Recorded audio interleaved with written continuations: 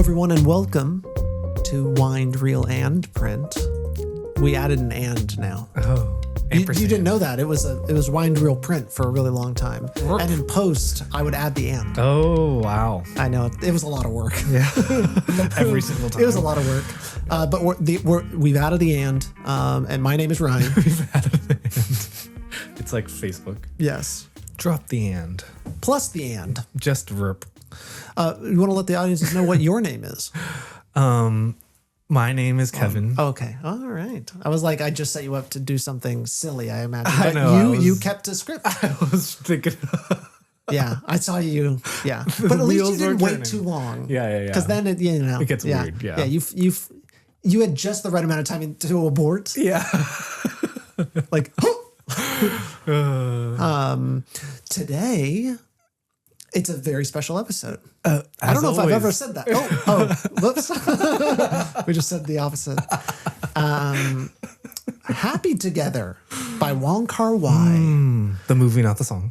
The movie, not the song. Wong Kar-wai sings a version of Happy Together. Yes. Movie and the song. Yes, true. Yes. The cover. Yes. Great cover. Yeah. 1997. So this sits in a very interesting spot in the Wong Kar-wai. What do you call someone's Oeuvre. Yeah. So Filmography. Yeah, filmography. That's a much better word. But I want to sound smarter, Kevin. Yeah. French. Yeah. French. So here we are in Wong Kar-wai's cinematography. Damn it, I'm fucking up. Filmography. And so this is pre In the Mood for Love, yes, which I think is like considered his like ultimate love story. Yes. Right. But Chungking Express, Fallen Angels, and this are all before. Yes. Correct? Yeah. I think they're all back to back to back. Back to back to back. Oh, yeah. And then 2046 is after, which is interesting. But so many of these movies star Tony Leung, who is superb. Beautiful man. Yes, he is great. But let's not get off track here. Yeah. Even though that was still talking about the movie. Yeah. So here we are, Happy Together. We ended up kind of adding it to the list because they were showing it at the BAMFA. Is that where you saw it? I did. And I know they call it BAM PFA. I know they call it there. I don't really That's like what they say. Yeah. Yeah. But then I heard a speaker come in and call it BAMFA. Yeah. But they are called the BAM PFA. Yeah. So it's the 99 Ranch 99. Yeah. Like debate. Yeah. What is it? Yeah. What are the bigger letters? Yeah.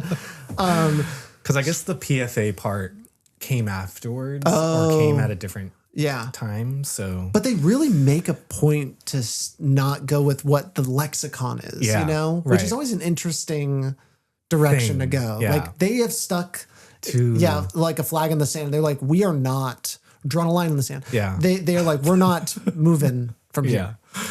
We are BAM. Yeah. PFA. And we are Penn State. No, I was gonna say rap. Something. We are rap PFA. Rapfa.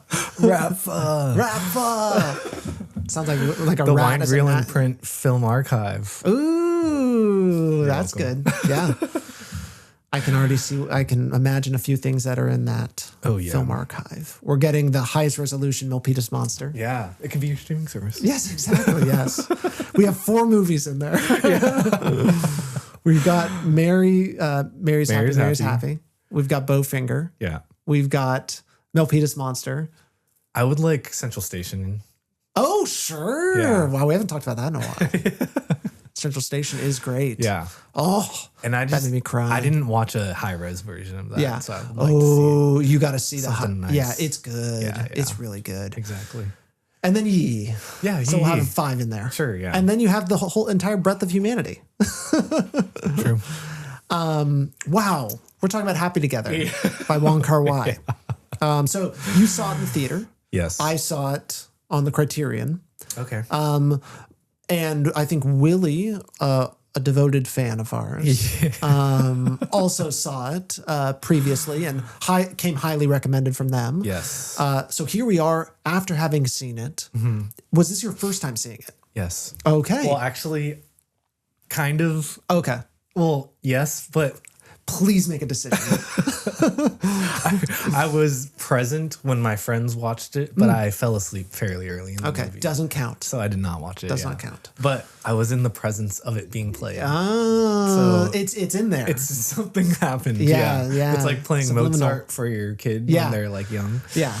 Or even in the belly. Yeah, you like are supposed to like make them smarter. Yeah. It's like Baby Mozart, that was like a thing. I remember my sister would listen to that or something like that. Yeah, Baby Mozart.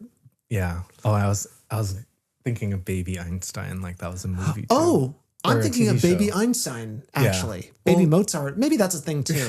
But I'm thinking of Baby Einstein. Sure. I remember the that. TV show. Yes. And then it was a lot of other things too, books and stuff. I remember the design and stuff. It was very colorful. The look of it, Yeah. So your first time, my first time. Yeah. Now you've seen more Wong Kar-wais than I. Yeah. I mean, I'm looking now. There's not that many. I know. I've seen. I think you've seen most Chungking. I have not seen Chungking. Mm-hmm. What else have you seen that maybe I haven't? That you haven't. I've seen everything that you've seen. Okay. And that's it. I haven't seen like Ashes of Time. No. Or As Tears Go By. Days of Being Wild, haven't seen. My Blueberry Nights, I saw that was that's playing somewhere. Yeah. And then it Jude Law that's in that? Yeah.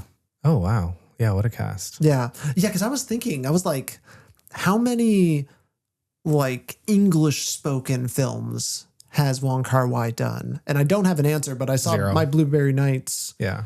It's still Chinese language. Oh, is it? Yeah. I know the title is. Oh, based on Chinese language short film. Sorry, I can't read. Oh, okay. Reading is helpful, guys. I don't know. I think we're kind of we've moved beyond that. My friend and I went to see a screening of The Grandmaster that they did like in a parking lot in San Francisco. Mm-hmm. It was done by like the Chinese American Museum or whatever. But the sound quality was so bad that we left like in the beginning of the movie because it was like not worth like trying to watch this thing. Oh, that's a bummer. Yeah. When the presentation's so awful. Yeah. But that movie was cool. It's like a biopic of Ip Man. Oh, yeah. Yeah. That and it does look cool. So it's Kung Fu. Yeah. It's like a Kung Fu movie. Wong Kar-wai Kung Fu. Yeah. It's interesting. Yeah. I mean, I don't know. I can't really remember it, but I feel like I like to remember him for this kind of decade of filmmaking from Chungking to 2046. Yeah. Yeah, the love story, the failed love. Yeah. That he is so well known for. Right. Because we had talked before this about how my first dive into Wong Kar-wai was Fallen Angels, and then 2046, and then In the Mood for Love, and then Happy Together, which is a wild mix. Still no Chungking. Yeah, still no Chungking. And it just hasn't happened yet. I'm just waiting. But I loved this, and it was so much funnier than his other films. It felt very screwball. And it was just I don't know. It felt like, and what I like about movies that have that kind of air of levity, I guess you might say, and just like fun and comedic, is it makes it so that when it goes elsewhere, it can hit even harder. Right. Or at least hit in a different way. And I kind of felt that with this one, that it was really fun when it was like, when the relationship, it was going really good. Yeah. And then it just all kind of like falls apart in an interesting way. It definitely feels like it isn't as like amorphous as some of his other films are. Sure. It feels like it makes a lot of sense. 2046. Yeah. Oh yeah. I mean, even In the Mood for Love is so like, yeah, true. Like it's so much to chew on. And then Fallen Angels is just crazy. Yeah. In a lot of ways. Still do not understand Fallen Angels. Yeah. In the Mood for Love took me like 5 watches to be like, oh, I have to watch it again. I've only seen it once, and I was just like, I definitely came out and I was like, whoa, just like drunk. Yeah. That's how I felt coming out of this movie. Yeah. Yeah. Yeah. What's your, like, having seen so many other Wong Kar-wai's, where does this, like, maybe what did you go in expecting? Yeah. How did you come out? I mean, I don't know. I just like, I do have like this affinity for his films. Like it just feels so beautiful and like the romance and everything. Yeah. And I do just like his style, like the atemporality of Chungking Express and even in The Mood for Love. Like, and like the design of his movies. I was kind of blown away by this though, in like the same ways, but I don't know. It just felt like the most pure version of his filmmaking. Yeah. Like taking all the good parts of all these different movies and creating kind of like this grand masterpiece of them all. Yeah. And I think it says a lot that it was outside of Hong Kong too, of him like needing to elevate this thing, you know, in a lot of ways. Yeah. Like, yeah, I don't know. You just get like this like will they won't they romance of In the Mood for Love. You get the scattered kind of imagery from Fallen Angels. Yeah. You know, there's all the good things about his filmmaking comes through in this. Yeah. It just feels like his kind of moment, you know. Yeah. And the characters are so like kind of just like pure at heart in a lot of ways, and you don't want them to get hurt. They seem so fragile, right? But they are just constantly at odds with each other, and like it ends on up, the different page. Yes, yeah, and it ends up doing the Phantom Thread thing, which it didn't go that far, but this like there's this love and compatibility that happens when someone needs you. Yeah, to be taken care of. Yeah, to be taken care of because he's hurt, or he's recovering and his hands are broken or whatever. Right. And so that's really when the relationship kind of falls back into place and is probably the best it's ever been. And then it's kind of said at the end like, oh, I wished it would never end. Right. Because those were the best times. Yeah. Dang.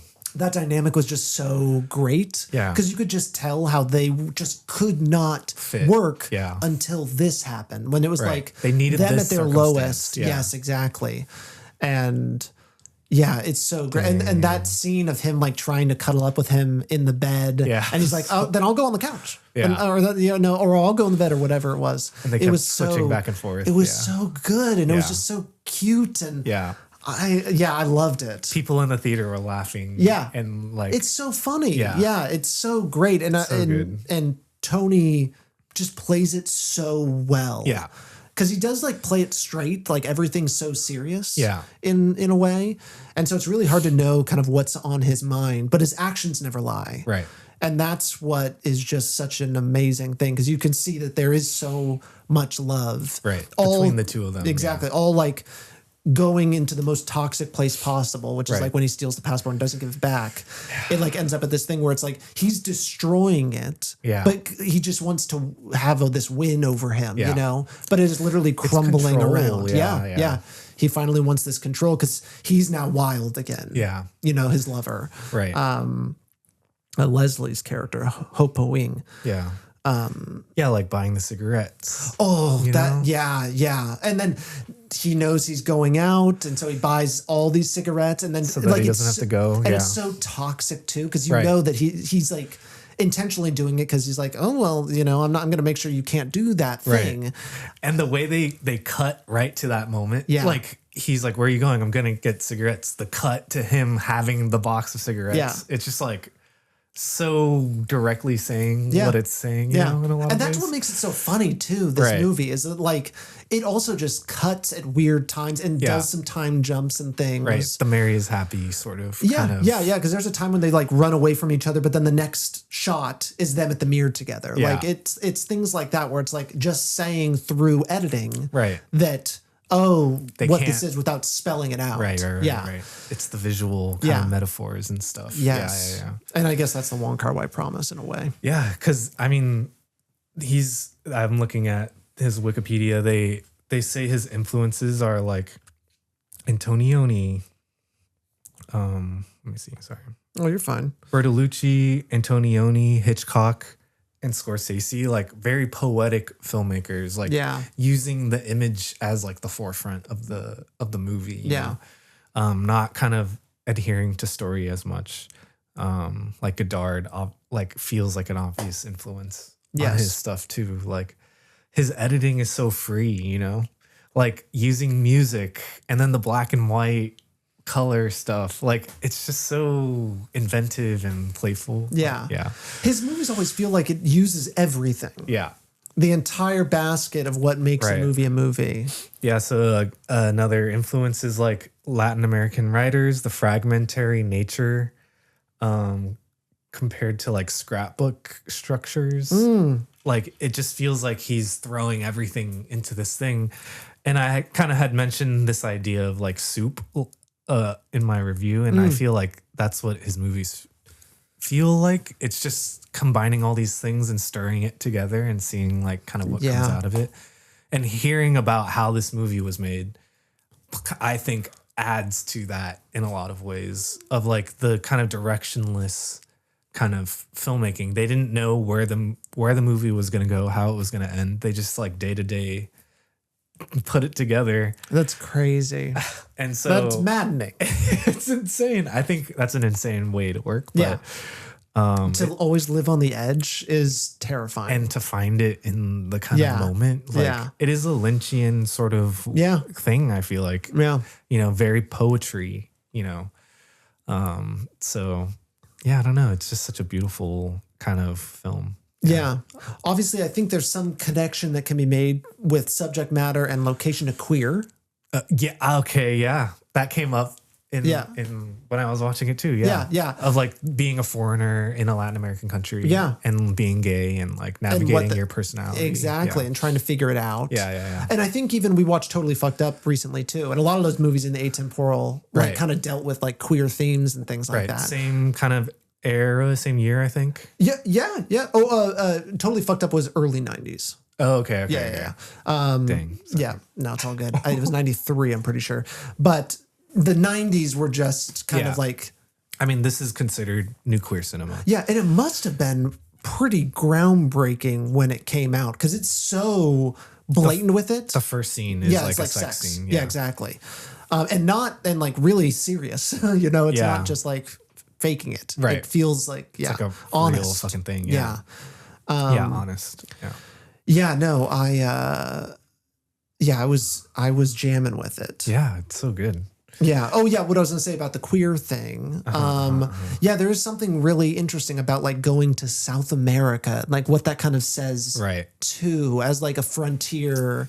And yeah, maybe that plays into like the Latin American author influence of like there is a kind of a tradition within Latin America in their literature of like these sorts of dreamy, like the magic realism comes from this region. Like there is this element of kind of like surrealism in the literature of this place. Yeah. You know? Yeah. Like speaking to queer and this movie of like dream qualities and stuff like that. Yeah. It's funny because like you could look at the setting and there's not really that much different than like seeing a movie that's set in Taiwan or Hong Kong. Right. Like in a lot of ways. Like it still is like kind of like, especially in like these kind of like 90s era, early 2000s movies, they're kind of run down a lot of these like places people are living and things like that. So even like the inside of the buildings don't necessarily feel different. Yeah. But it is kind of like, those are your only safe places when you're abroad and everything like that. Like that's your home. That's the only place you have. Right. And obviously the home in this one plays a huge part in the film. It's such a huge location for everything. Yeah, the apartment. Yeah, the apartment. It's so well done in like all of the different little areas of it. Right. Like I want to be there in VR and I just want to be in that room. There's like some rooms in, I think McCabe and Mrs. Miller, that whole town. There are some things in movies. Yeah, exactly. I'm just like, I can go there in my mind. Okay. And this has just such a well laid out like apartment. Like you can see it. Yeah, with the little bathroom there, with the little tiles. Yeah, with the tiles, and then there's like a little cabinet or cupboard on the wall, and then there's the bed and the couch and TV. Yeah. Oh, the tiny little TV. On like it's on great. The and then there's and then the wardrobe right there to the right of it. It's such an interesting thing. And then the kitchen is away, and he's like making things in there, like downstairs. Yeah. And the food looks beautiful. Like there's something about that too. And I think In the Mood for Love does that as well. I was going to say that's a huge part of his movies. Is like the food. Yeah. And like Fallen Angels. People working in restaurants. Yeah. Like I think you see that in Chungking as well. Yeah. Like, I don't know. There's a humanism to his movies. Yeah. Like the most visceral experiences. Yeah. You know, like living in your house, like preparing food. Like these are what ties us to this thing. In the Mood for Love is so so obviously connected to this movie. Yeah, for sure. Like thinking about space, right, and how limiting it is, and what that means. Claustrophobia. Yeah. But also it's what like brings you together. Right. Like them being trapped basically in this room together. Right. Oh, Wong Kar-wai could have done like a great pandemic movie. Yeah. True. Yeah. He would have thrived. Yeah. There's some really great ideas that you could use with that. If anyone ever was willing to go there. Playing with the space and stuff. Yeah. Yeah. And like kind of just how love is formed almost by just environment alone. Right. Yeah.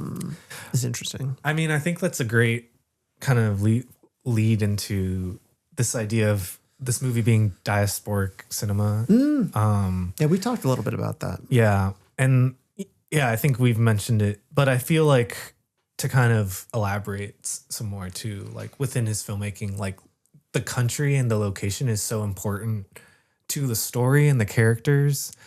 Like for example, in The Mood for Love, like her husband going to Japan and like buying all these things and that relationship. And then him like needing to go to like China or something. Yeah. I forget. Like In the Mood for Love. Yes. And then in this movie, you do see a lot of Argentina like in the movie, like stopping on the side of the road and like going to a soccer game and going to the horse betting. Oh yes. Like doing all these things out in public and being in the environment. And I think what's the kind of music that's throughout the film? Tango. There's the tango bar. Yeah. That's obviously another big location. And that is very True. Latin American. Right. That kind of space. And he's the doorman for that. Right. They're playing mahjong. Yeah. And so and dancing obviously is such an important part of this. And then we get into what is also the very powerful imagery of the waterfall. Right. Which is something go back to. It's that little light in the room. Right. It's one of the most amazing shots I've ever seen too. The helicopter. Just like the helicopter going around that. Motion. Yeah, it's so amazing. Yeah. And then there's the great shot of him there at the waterfall, like going by himself. Getting rained on. Yeah. Yeah, I mean, it was crazy because this movie had like multiple endings where I was like, oh, you can cut here. And then it kept going. Yeah, you think can it's cut gonna here. end, And then it like had like 4 different endings. And I mean, you had multiple characters. So I get it. But even after that waterfall scene, then he goes back to Taiwan. Right. And then there's even more stuff. And it's kind of him moving on, obviously. Because he's now thinking about this other character, Chang. Right. And it's interesting the rhythm that it has. And it just feels so real. Yeah.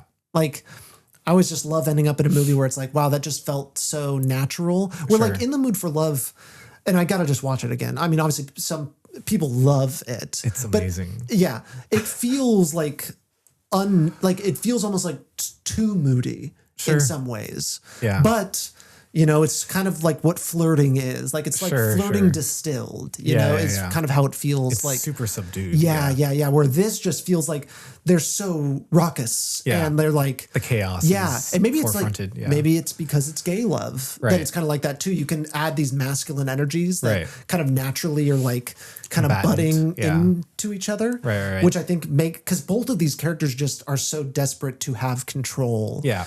And they find that they end up like kind of cheating on each other and all of these things. Right. And what do they really have? It's just very, very interesting. Yeah. The people at BAMFA. Get it right. Commit. You just have to commit. BAMFA was talking about, in reference to the diasporic elements and the queerness of like how movement is expressed in this movie and how it's like comes to represent like the diaspora, like being free to move across borders and like to different places and stuff and like what that means. And then also like with outside of your home and within your home and stuff like that. And how that relates to queerness, breaking out of the closet and like being free, you know, and all these things. I did love that this movie didn't have any like gay bashing or anything like that. Yeah, I mean, I think he got beat by like his other lover or whatever. Yeah. No, I'm totally fucked up. Had someone get seriously beat for being gay. Yeah. This, I guess I don't know why he got his hands broken. I don't think it was because of that. I thought I kind of had read it as that. As like because he's gay, he got beat up. Oh, maybe because they're like in this different country and like all these things. And there is this element of like, I feel like they're not home because they're gay. Like they're not. Well, he is kind of like lying to Chang in the kitchen about like, hey, he's like, hey, what kind of voices do you like? What kind of women's voices do you like? And he's like, oh, it doesn't matter, sort of thing. And that's kind of like a tell for Chang's character to be like, there's something, because he's talking about he likes deep women's voices. Right. Which is coded. Like its own coded thing. So you could tell he was fishing so hard. It was like, oh my God. Yeah. Right. Which was great. Yeah. But like the misconnections and stuff like that. Yes. But yeah, I guess I like not too like I guess it's did National Anthem, forgot about that movie. Ooh. Did that have like, it did have a little gay bashing in it, didn't it? Like, no, it didn't. That was the topic of our episode. Okay, that was like, one of the things. It's just queer fantasy in a lot of ways. Yeah. Of like, this is and the family problems are just family problems. Yeah. And you're expecting that to happen. Yes. Yeah. And I guess I expect that in every movie that like, especially a 90s movie. Right. That's the critique of it. I mean, that's what new queer cinema is like kind of trying to represent. Is like all the different expressions of queerness. Yes. Yeah. And I think that's a beautiful thing about it. Like if it does happen, it's not dwelled on, and we really move on, and it never comes up again. Stuff. Yeah, very background. Like the queer relationship is kind of the forefront of it, and it's so like respected, and it's so visceral. Like it's not held back in any way. It isn't. It's not like, it doesn't feel voyeuristic. Right. It feels like a part of it. Yeah. Like it's a Wong Kar-wai romance story that just so happens to be a gay story.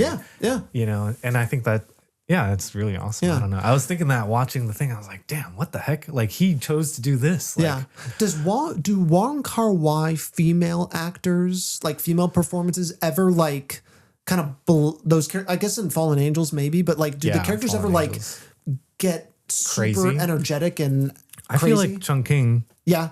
Okay. And Fallen Angels, Yeah, definitely Fallen Angels. I can see that because all the characters are crazy. Yeah. In some ways. Like, but I'm so used to like, there's this image in my mind of and maybe it's because in the Mood for Love is just it's like a giant. Back. It's like the Jupiter of his films. Yeah. You think of them as like these very like women as very reserved, like held back entities. Yeah. Right. No, I think. Nice. I mean, I think Chungking is kind of heralded for what's her name's performance. Okay. As being so fun and like light. Yeah. Bridget Lynn. The other one? There's another one. Faye Wong. Hey, nice. Because she's like a pop star, I think. And so this movie was like songwriter. Yeah. So that was kind of like a whole thing. Oh, cool. Yeah. She was in 2046 as well. Yep. Yeah, that movie is like meta text Wong Kar-wai films. Chungking? 2046. Oh, 2046, yeah. It's like all his movies referencing his own stuff. Like that, I think that's why I just like it's nowhere in my brain, even though I watched it. Yeah, it's nowhere. You can't relate to it as a person because you don't know what he's talking about. Yes. Unless you've seen like all of his other stuff. Yeah. Which at that point you hadn't, I think. Yeah, no, definitely Like, not. I'd maybe only, just one thing. I think I watched 2046 before Fallen Angels. Yeah. If I'm now really thinking about it, Right. I really think I did. Which is insane. Yeah. Yeah, because like that movie is Yeah, I'm pretty sure. Like- Yeah. talking about all his, it's such a meta thing. Yeah. Yeah, it's crazy. Did you know there is a Wong Kar-wai NFT? No, I mean, that makes sense. Yeah. No, it came out in 2021. It was In the Mood for Love. Oh, what was it called? Oh, yeah. In the Mood for Love Day 1.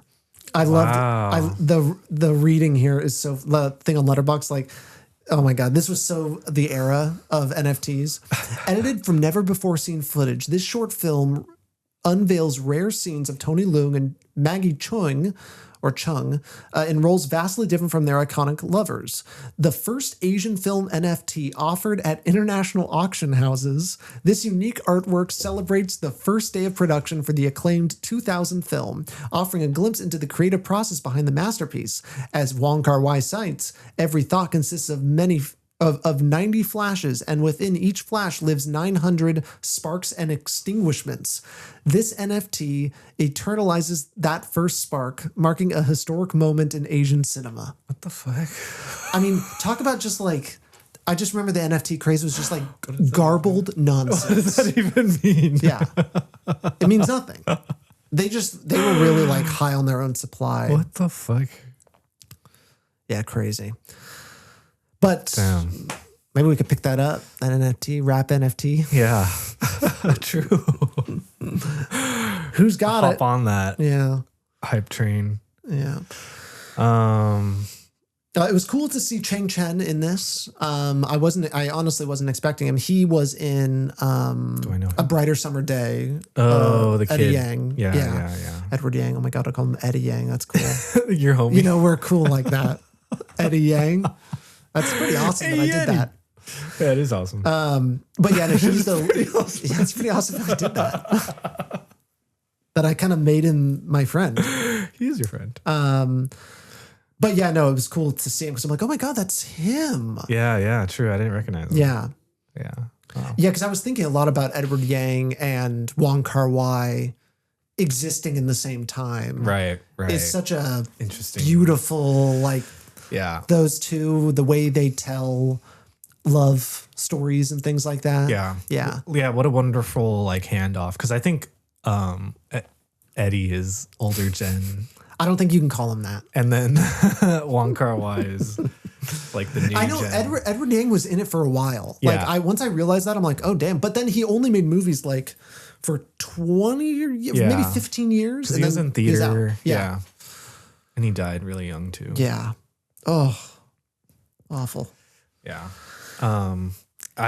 I do, before we sign out or whatever, Yes. I do want to applaud like the camera work in this movie. What Oh the yeah. fuck? We were Like- talking about this before. Yes. Go off, King. Like the helicopter shot on the lighthouse, like How? on that long lens. Yeah. What the fuck? Because it's perfect. How Like the fuck? At first it feels like it's not steady. Right. And then it zooms in. And as soon as it locks in, It's on. on. Perfect. Like for the whole, and Yes. it's like circling It's around perfect. this It's crazy. motherfucker. Like what the fuck? How do you do that? 1997. And what were too, you so- on? Yeah, exactly. Like that is insane. Yeah, What it on was able to film? do. Yeah. Fucking crazy. Fucking That shot crazy. was. I mean, the fact that they went there and did that shot, and like, I What mean, the the movie didn't even need fuck? that, and it felt like it's just something they were like, "That's a cool idea. Like, let's just do that." Let's just do it." Yeah, Like, that was We want to such a- see more of that character. What a weird aside to like have this outro. Yeah, you and know? then it bleeds into the next one where he takes the photo Right. from his parents. True. Yeah. So Yeah. it does feel like that kind of filmmaking style where they're like figuring out as they go along. They're like, Right. that shot's cool. Well, then we can do this shot. You know? Like it connects to Yeah. this other Yeah. thing. And it definitely like plays into this like misconnection sort of theme that Wong Kar-wai does. I love it. Yeah. Yeah. That it just never it doesn't pieces work out. don't fit. Yeah. Based Or on the whatever. timing Yeah. or whatever. Yeah. And a lot of times the timing leads you to kind of be with someone maybe you're not supposed to be with Yeah. and what have you. Right. Right. Yeah. Yeah. It's just I definitely like this movie the most from I was telling Willie, I think this is my recency bias speaking. Yeah. Of like, it just feels like Wong Kar-wai on like steroids. Yeah. You know? This is my favorite Wong Kar-wai. Yeah. And it just feels like it's crystallized and perfected. Yeah. Because like all the things, everything works together. Yeah, yeah. And it's got everything I want, which is like weird editing. Yeah. Like I'm cool with that. There's some weird things. There's like a lot of like digital punch-ins here and there. The music. Like what? Yeah. How do you Yeah. And then it stuck the landing, which is like the number one rule for me being like, okay, this movie like is top tier. Right. Is like, all right, can you stick it? Can you stick it? And it's just like, whew. Stuck it a couple times. Kept sticking. Yeah, exactly. Kept sticking me. So it was pretty wild. I just loved it. It was so funny too. And I know like I brought that up, but it's just like that makes it so much better to me. It's like the energy of Fallen Angels. Yeah. With the romance of In the Mood for Love. Yes. But the story works. Yeah. You know, like everything just feels right. Yeah.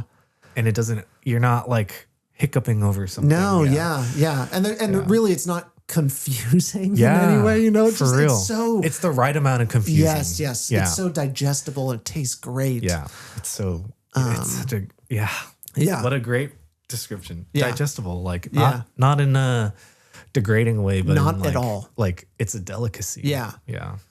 Yeah. It's all the flavors work together. Yeah. And stuff like that. It's kind of great. It's kind of all the courses. Yeah. Get a little dessert in there too. Yeah. Oh yeah. It was really, really good. And I feel like we've just been gushing over this movie. Yeah.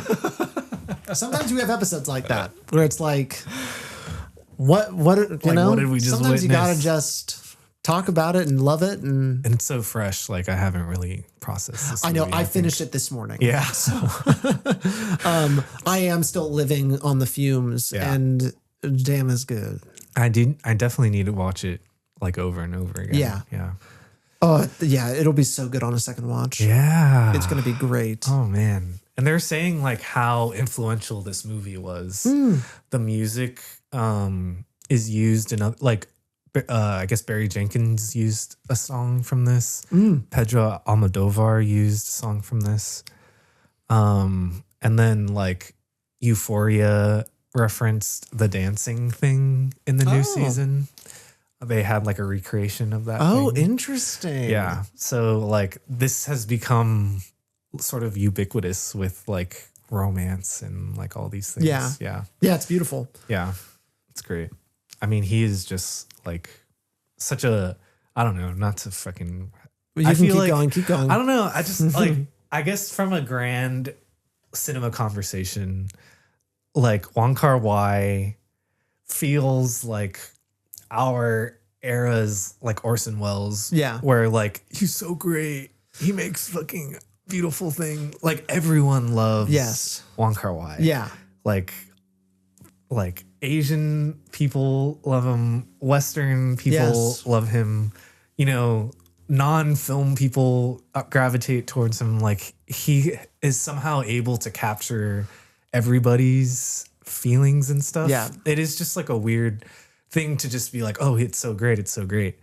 But like, yeah, I don't know. Oh, it goes across barriers, borders, everything. I mean, I think we're so lucky in the Bay Area to have like a very diverse community here. Right. And it's so great when you end up at movie screenings like this or movie screenings of a lot of the international films we watch, and you see everyone's there. Yeah. And to watch a subtitled film, which always feels like a barrier for a lot of people. Yeah.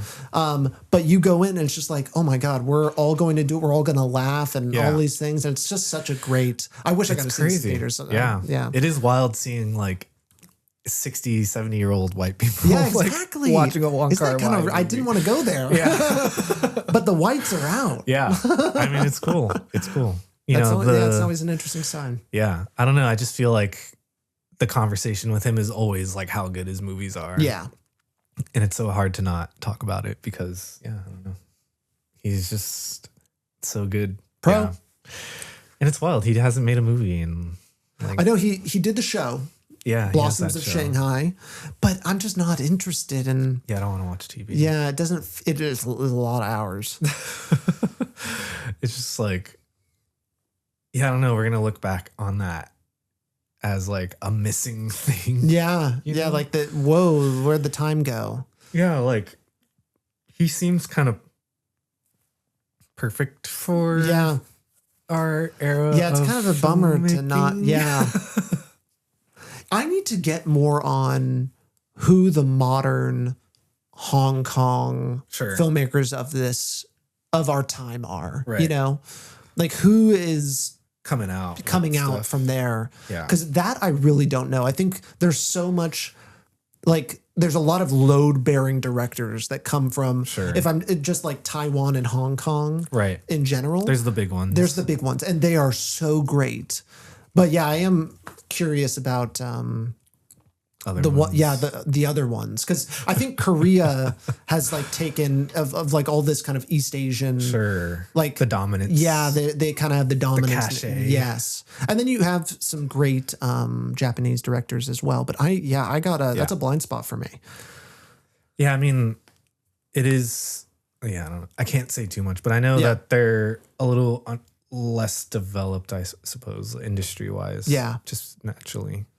Yeah. But I know Wong Kar-wai is like, aside from the kung fu movies, like easily the most popular Hong Kong director. Like out right now. I think, yeah.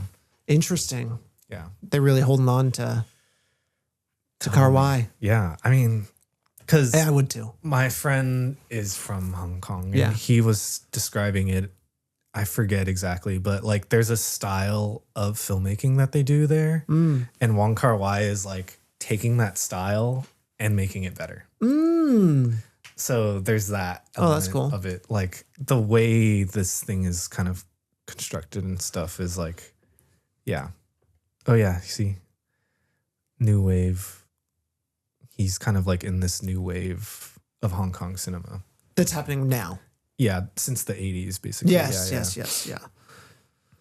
Yeah. And he's kind of, I mean, I look at this list, I don't know any of these other filmmakers. You know what I mean? Yeah. Yeah. That's what, I guess that's on us. Yeah. I mean, that's something we can go down to. Yeah. We're good. We have to. We got to know more. Good stuff. Oh, yeah, of course there is. Yeah. There's a lot of countries we've got to go to virtually. True. Like film wise. Yes. Yeah. Have we seen an Indian movie? Yes. Oh, duh. But only one. Right. Yeah. Right. Apur Sansar for the listeners at home. Yes. But that's like, we major have to go over there, and then because that's a big industry. Africa, and it's kind of, it feels awful that I said a continent, but like Nigerian films would be great to see, and Tanzanian films, and, Nollywood. Yeah. Yep. Nollywood's Nigeria, correct? Yeah. We learned about that in class. Wow. Yeah, they showed us a Nollywood film. Oh, cool. Yeah.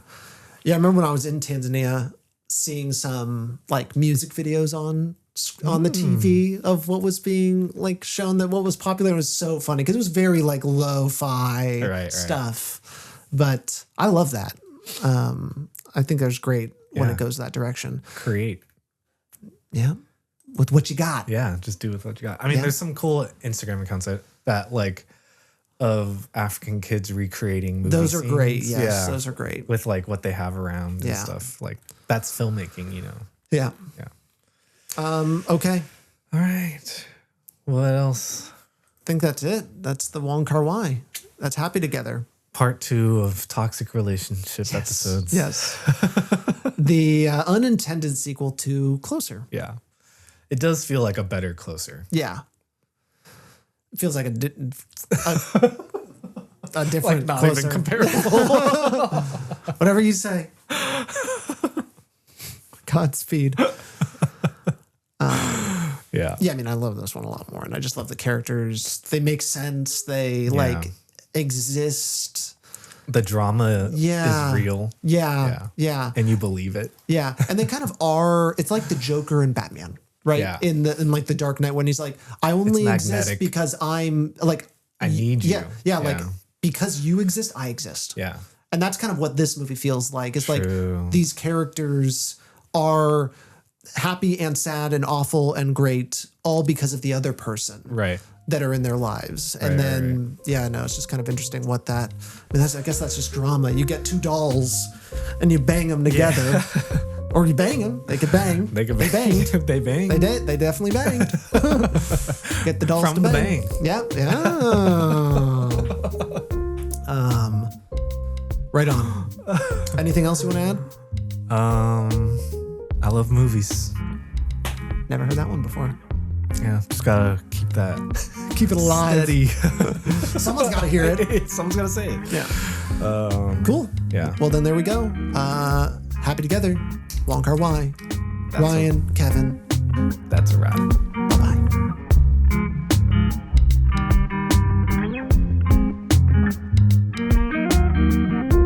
Wind Reel and Print is a podcast by Salad Brain Productions. You can find us on Instagram at Wind Reel and Print Pod. You can also find us wherever you get your podcasts. And please, if you like the show, leave a rating and review. We'll see you next time.